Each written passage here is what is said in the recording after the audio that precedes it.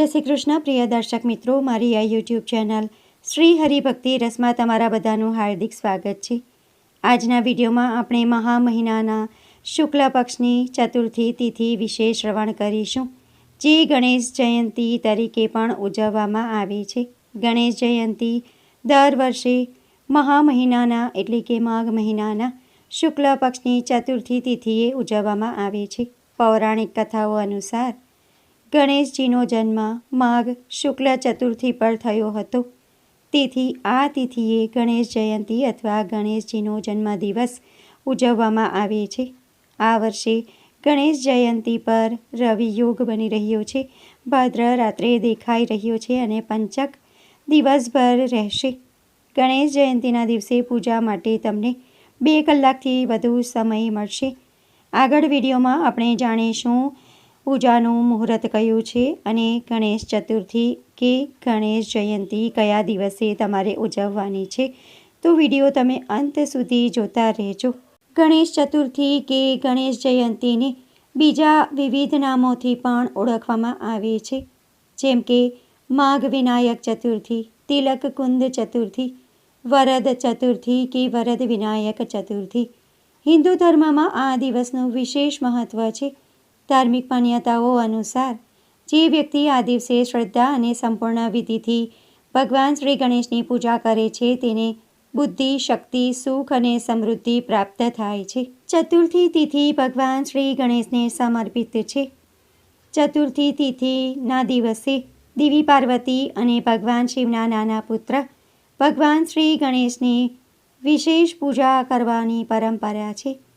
માનવામાં આવે છે કે આ દિવસે ભગવાન શ્રી ગણેશને પ્રસન્ન કરવા માટે અલગ અલગ મંત્રોનો જાપ કરીને તેમની પૂજા કરવી જોઈએ। હવે આપણે વરદ ચતુર્થી કે વરદ તિલક કુંડ ચતુર્થી કયા દિવસે ઉજવવાની છે, વ્રત કયા દિવસે રાખવાનું છે તથા પૂજા મુહૂર્ત કયું છે, તેના વિશે શ્રવણ કરીશું। મહામાસની શુક્લ પક્ષની ચતુર્થી તિથિ 1 ફેબ્રુઆરી 2025ના રોજ શનિવારે સવારે 11:38 શરૂ થઈ 2 ફેબ્રુઆરી 2025ના રોજ રવિવારે સવારે 9:14 પર સમાપ્ત થશે। ઉદયાતિથિ અનુસાર આ વર્ષે ગણેશ જયંતિ કે ગણેશ ચતુર્થી 1 ફેબ્રુઆરી 2025ના રોજ ઉજવવામાં આવશે।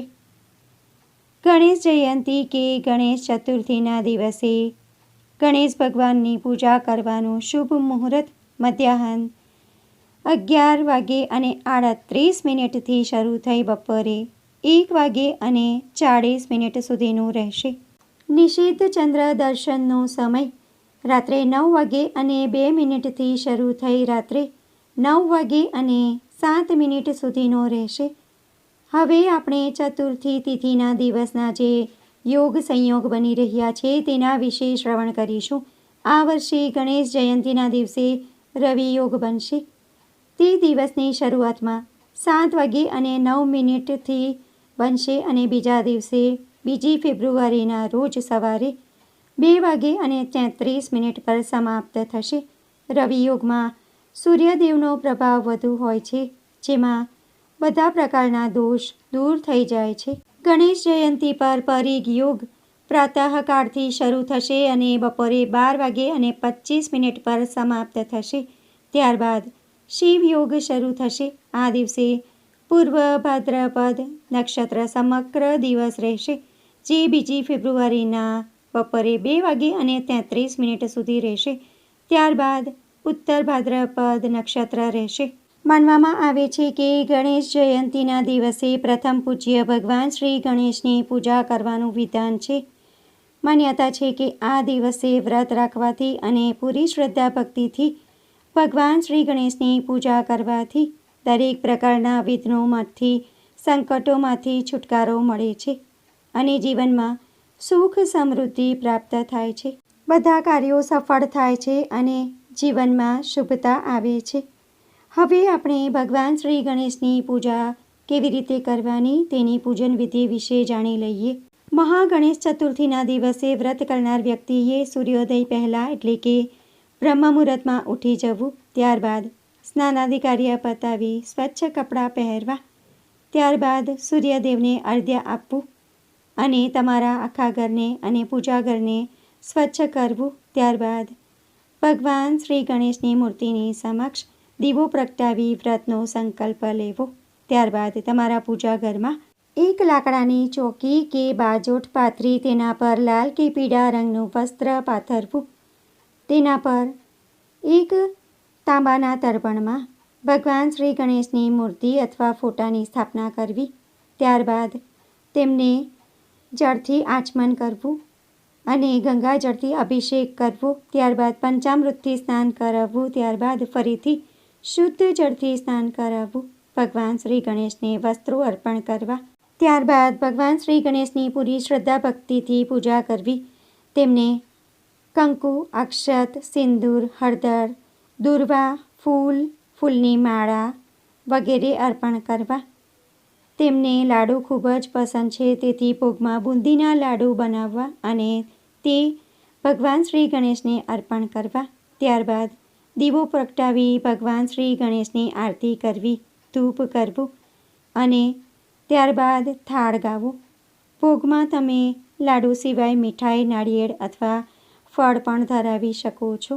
ત્યારબાદ જળ અર્પણ કરો અને ગણેશજીની પૂજા કરતી વખતે ગણેશજીના મંત્રનો ખાસ જપ કરવો. પૂજા પત્યા બાદ ગણેશ ચાલીસા, ગણેશ સ્તોત્ર, ગણેશ ચતુર્થીની વ્રતની કથાનો પાઠ પણ તમારે ખાસ કરવો અને ત્યારબાદ અંતમાં વિધિસર પૂજા પતાવી ભૂલચૂક માટે માફી માંગો કે હે ગણપતિ બાપ્પા, મેં પૂરી શ્રદ્ધા ભક્તિથી તમારી પૂજા કરી છે. તમારી પૂજા કરતા સમયે મારાથી જે પણ ભૂલ થઈ હોય તે બદલ હું ક્ષમા માગું છું. મને ક્ષમા કરજો અને મારા પરિવારને સુખી રાખજો. અમારા ઘરમાં શાંતિ આપજો. ત્યારબાદ પ્રસાદને અડોશ પડોશમાં વહેંચી દેવો.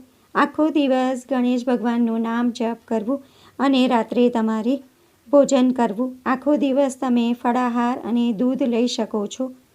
આ દિવસે તમારે ગરીબોને યથાશક્તિ દાન કરવું જોઈએ.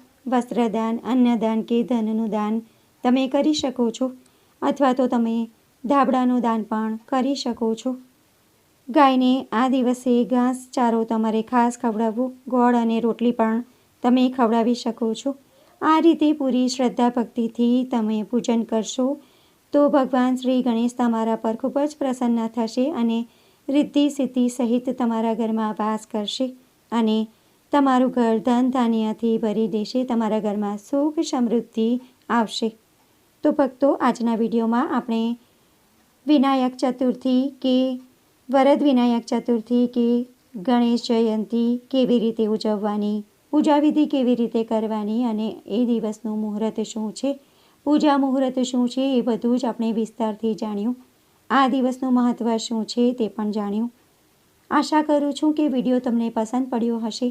જો તમને વિડીયો પસંદ પડ્યો હોય તો વિડીયોને લાઇક કરી બીજા બધા લોકો સુધી વિડીયોનો પ્રચાર કરજો, જેથી બીજા લોકો પણ જાણકારી મેળવી શકે અને વિધિસર મુહૂર્ત પ્રમાણે પૂજા કરી શકે અને તે પુણ્યના પણ તમે ભાગીદાર થાવ.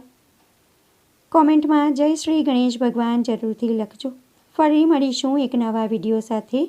ત્યાં સુધી બધા ભક્તોને મારા જય શ્રી કૃષ્ણ. જય શ્રી ગણેશ ભગવાન. વિડીયો જોવા માટે ધન્યવાદ.